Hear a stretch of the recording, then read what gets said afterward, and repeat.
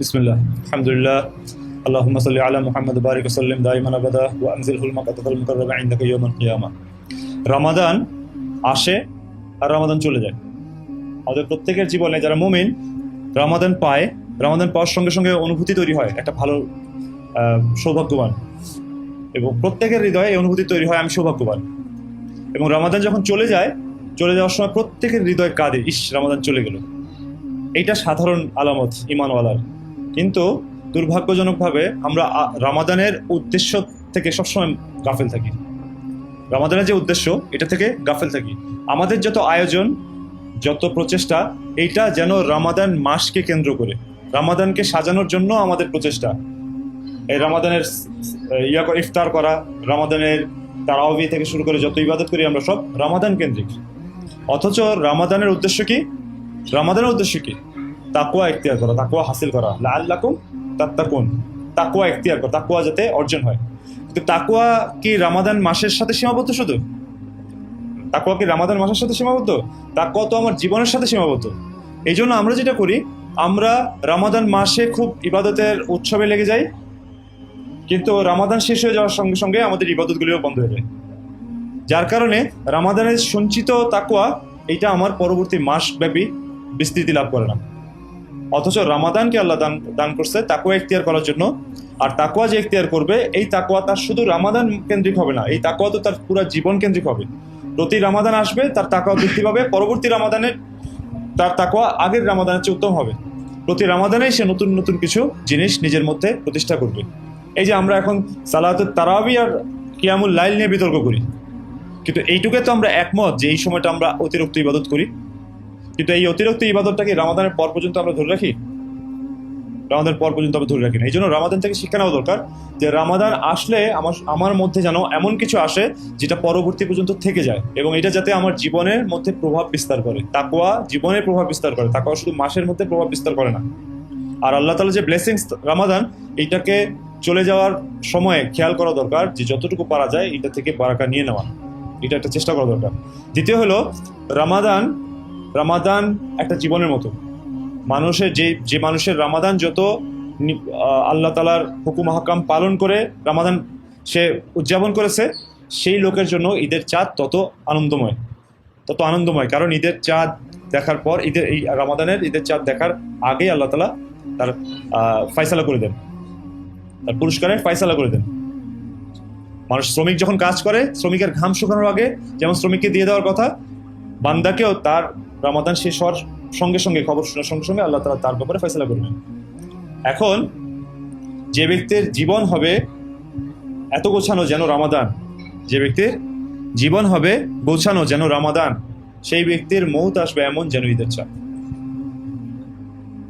এই জন্য জীবন কেমন বানাই যেন রমাদান, পুরো রমাদানে আমরা খুব নিয়ন্ত্রিত। আমাদের ঘুমের টাইম নিয়ন্ত্রিত, আমাদের খাওয়ার টাইম নিয়ন্ত্রিত, আমাদের ইবাদতের টাইম নিয়ন্ত্রিত, আমাদের কি খাবো কখন খাবো সব নিয়ন্ত্রিত, আমার কথা বলা, আমাদের সবকিছু নিয়ন্ত্রিত। তো যে ব্যক্তির রমাদান যেমন, তার জীবন যদি এমন হয়, তো তার মৌত হবে, জীবন যদি হয় যেন রমাদান, তো মৌত হবে যেন ঈদের চাঁদ। যারা রেডি থাকে মৌতের জন্য, মালাকুল মৌত আসলে তারা খুশি হয়ে যায়, আমাকে তো আল্লাহর কাছে নিয়ে যাওয়ার জন্য এখন মালাকুল মৌত আসছে। তার জন্য এটা সুসংবাদের সময়, আমাকে এতদিন দেরি করে আসলেন কেন, আমি তো আপনার অপেক্ষা ছিলাম। আর যে ব্যক্তি দুনিয়া নিয়ে ব্যস্ত, জীবনকে বিগড়েছে, সেই ব্যক্তির কাছে মালাকুল মৌত তার জন্য মৌত হিসেবে আসে, বিপদ হিসেবে আসে। আহমেদ বিন হাম্বল রাহিমাহুল্লাহর ছেলেকে তার ছাত্ররা জিজ্ঞেস করছেন যে, শেখ, মৃত্যুকে মানুষ কেন অপছন্দ করে? মানুষ কেন মৃত্যুকে অপছন্দ করে? তিনি বললেন, মানুষের ফিতরত হচ্ছে মানুষ গোছানো জিনিস ছেড়ে আগোছালো জিনিসের দিকে যেতে চায় না। মানুষ যে জিনিসকে গোছিয়ে নিয়েছে সেটা ছেড়ে যেটা তার হাতছাড়া হয়ে গেছে সেদিকে যেতে চায় না। তো যে ব্যক্তি তার দুনিয়াকে গুছিয়েছে আর আখিরাতকে বিগড়ে ফেলেছে, সে ব্যক্তি স্বাভাবিকভাবেই গোছানো দুনিয়া ছেড়ে বিগড়ানোর দিকে যেতে চাইবে না, এটাই স্বাভাবিক। এই জন্য যে লোক জীবনকে বিগড়িয়ে ফেলেছে, সেই লোক আখিরাতের দিকে মৌত তার জন্য একটা দুঃসংবাদ। আর যেই লোক আখিরাতকে গুছিয়েছে, চাই তার দুনিয়া কিছুটা ক্ষতিগ্রস্ত হয়েছে, কিন্তু আখিরাতকে যে গুছিয়েছে তার জন্য মৌত হচ্ছে গিয়ে একটা সুসংবাদ। কারণ এই মৌতের পরেই তো সে পুরস্কার পাবে, এবং এই মৌতের পরেই তো সে আল্লাহ তাআলার সাথে সাক্ষাৎ হবে, যার জন্য সে ইবাদতটা করেছে। তো এই জন্য মৌত তার জন্য একটা সুসংবাদ। এই জন্য জীবনকে বানায় যেন রমাদান, তো মৌত হবে এমন যেন ঈদের চাঁদ। 3 নম্বর হচ্ছে 3টা পয়েন্ট, এগুলি একদম আমার ব্যক্তিগত জীবনের রমাদান সম্পর্কে সারা জীবনের শিক্ষা থেকে আমি আপনাদেরকে বলতেছি, একটু মনোযোগ দিয়ে শুনুন, জাযাকাল্লাহ। তো 3 নম্বর হচ্ছে এই রমাদানের শেষের সময়টা খুবই গুরুত্বপূর্ণ। এই সময়টায় শবে কদরের ওয়াদা আছে আল্লাহ তাআলার, এই সময়টায় শবে কদরের ওয়াদা আছে। যে ব্যক্তি কদর করে, যে ব্যক্তি কদর করে তার জন্য, যে ব্যক্তি কদর করে তার জন্য প্রতিটা রাত শবে কদরের রাত, যেন শবে কদরের রাত। কারণ প্রতি রাতেই আল্লাহ তাআলা ক্ষমার ওয়াদা করছেন। প্রতি রাতে, শেষ রাতে আল্লাহ তাআলা প্রথম আসমানে আসেন, বান্দাকে মাফ করার ওয়াদা করেন। এই ব্যক্তি যদি যে ওই রাতে মাফ চেয়ে আল্লাহর কাছে মাফ পেয়ে যায়, তো সে সফল, তো সে সফল। আর যে ব্যক্তি খিয়ানত করে, বঞ্চিত হয়, সেই ব্যক্তি শবে কদরের রাতেও বঞ্চিত হবে। সেই ব্যক্তি শবে কদরের রাতেও যদি কেউ বঞ্চিত হয়, তো সে তো সর্বনাশ হয়ে গেল, তার এত বড় জিনিস ক্ষতিগ্রস্ত হয়ে গেল। এই জন্য যে ব্যক্তি কদর করে সে তো প্রতি রাতের কদর করে, যেন প্রতি রাতই শবে কদর রাত, প্রতিটা রাত শবে কদর রাত। আর এর মধ্যে যদি সত্যিকারের শবে কদর রাত পেয়ে যায়, সেটা তো তার জন্য মহা সৌভাগ্য, মহা সৌভাগ্য। এই জন্য শবে কদরের তলব করি, শবে কদরের তালাশ করি, শবে কদরের কদর করি, শবে কদরের কদর করি। আর যে ব্যক্তি বঞ্চিত হয়, তার রাত লাইলাতুল কদর হচ্ছে তার জন্য লাইলাতুল মাহরুম, ওই রাতে সে মাহরুম হয়, বঞ্চিত হয়, এটা তার জন্য বঞ্চিত হওয়ার রাত। এই জন্য শবে কদরের কদর করি। শবে কদরের কদর করার সবচেয়ে সহজ রাস্তা, সবচেয়ে সহজ রাস্তা হচ্ছে মসজিদে ইতিকাফ করা। যে ব্যক্তি মসজিদে ইতিকাফ করবে, সেই ব্যক্তি তো ইবাদতের মধ্যে থাকবে, এবং শেষের 10টা দিন যদি ইতিকাফ করে, তার জন্য চান্সেস আর ভেরি হাই যে সে শবে কদরের কদর করতে পারবে। সেজন্য মসজিদে ইতিকাফ করি। আমাদের দুর্ভাগ্য হচ্ছে আমরা মসজিদে ইতিকাফ করি হচ্ছে আমাদের শহরের বা এলাকার সবচেয়ে গরিব লোকটাকে, মিসকিন লোকটাকে বসায় দেয়, এলাকাবাসী যাদের দিয়ে তাকে ইতিকাফ করা দেয়। অথচ ইতিকাফের সাথে আল্লাহ তাআলার ওয়াদা আছে। রাসূলুল্লাহ সাল্লাল্লাহু আলাইহি ওয়াসাল্লাম ইতিকাফ করতেন, এবং এমন কোনো আল্লাহওয়ালা ব্যক্তি এই সমাজে 1400 বছরে এমন কোনো প্রতিষ্ঠিত আল্লাহওয়ালা ব্যক্তি পাওয়া যাবে না যার জীবনে প্রতিষ্ঠিত অভ্যাস ছিল ইতিকাফ করা। এমন কোনো ব্যক্তি পাওয়া যাবে না যে ইতিকাফ ছাড়া, বড় বড় কোনো সম্মানিত ব্যক্তি, বড় কোনো আলেম পাওয়া যাবে না যাদের জীবনে ইতিকাফ কমন প্র্যাকটিস ছিল না।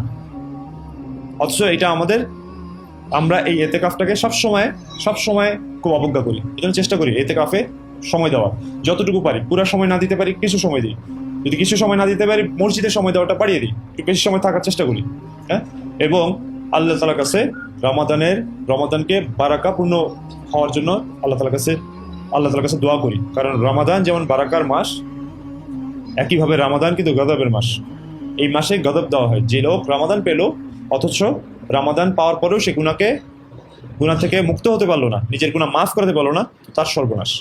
এই জন্য রমাদান চলে যাচ্ছে, আমরা চেষ্টা করি আমাদের আল্লাহ তাআলার কাছে চেষ্টা করি, তৌফিক চাই যাতে রমাদানের পরে, এই রমাদানে যেমন গুনাহ ছেড়ে আমরা থাকার চেষ্টা করেছি, রমাদানের পরে বাকি 11টা মাসও যাতে আল্লাহ আমাদেরকে গুনাহ থেকে বাঁচিয়ে রাখেন, এবং আমাদের পরবর্তীতে যদি রমাদান আল্লাহ তাআলা তৌফিক দেন, ওই রমাদান যাতে এই রমাদানের চেয়ে উত্তম হয়। এটা হতে পারে আমাদের জীবনের শেষ রমাদান, এটা হতে পারে আমাদের জীবনের শেষ সৌভাগ্য। এই জন্য এইটাকে কাজে লাগাই। এবং জীবনে আমরা মানুষ হিসাবে প্রচুর ভুল করেছি, আমরা কেউ ভুলের ঊর্ধ্বে নয়, নবীরা ছাড়া কেউ ভুলের ঊর্ধ্বে নয়। মানুষ ভুল করেছে, এবং সেই ভুল যে ব্যক্তি বেশি তওবা করে, সেই ভুলকারী ব্যক্তি আল্লাহর কাছে পছন্দনীয়।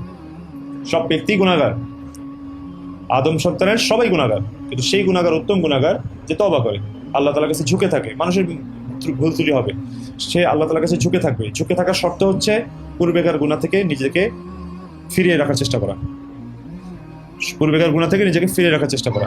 আল্লাহ তাআলা আমাদের সবাইকে বুঝার, আমল করার তৌফিক দান করেন। সুবহানাল্লাহি ওয়া বিহামদিহি, সুবহানাকাল্লাহুম্মা ওয়া বিহামদিকা, আস্তাগফিরুকা।